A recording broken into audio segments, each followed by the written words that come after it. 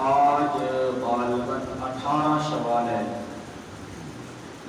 اور 18 شوال جو ہے یہ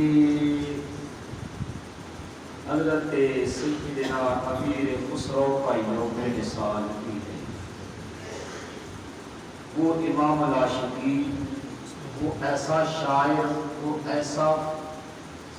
فقیر اور تصوف کا، اور سب سے بڑھ کر حضرت خواجہ نظام الدین اولیاء کا،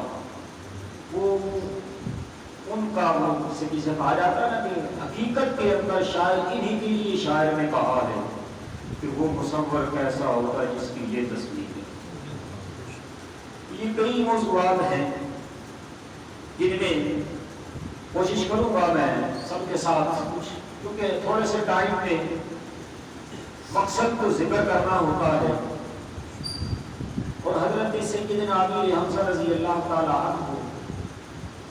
اور باقی جتنے شہداء ہیں احد کے، ان کی عظمت کو سلام کرنا یہ ہمارے ایمان کا حصہ ہے۔ اور آپ کا تو اہل مدینہ پہ بھی بڑے احسان ہے، اور میں نے اپنے بزرگوں سے یہ بات سیکھی ہے اور بڑی مستند سیکھی ہے کہ سرکار کی بارگاہ میں اگر کوئی التجا پیش کرنی ہو نا، کوئی معاملہ ہو، حل نہ ہو رہا ہو، تو وہ یا در سیدہ پاک سے پیش کرو، یا در مخدومہ کائنات سے، یا پھر حضرت سیدنا امیر حمزہ کے توسل سے،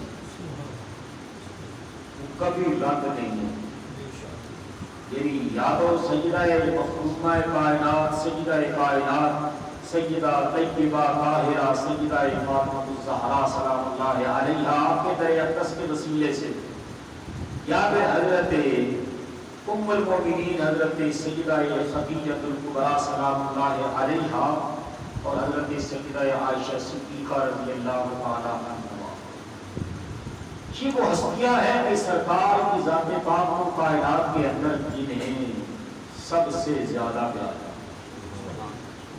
یہ نہیں ہے کہ باقی صحابہ سے نہیں ہے، ابو بکر و عمر عثمان و علی سے نہیں ہے، لیکن اپنے اپنے معاملات ہوتے ہیں۔ حضرت سیدنا امیر حمزہ رضی اللہ تعالیٰ عنہ کی جانثاری اور سرکار کی ان کے ساتھ محبت بے مثل و بے مثال ہے۔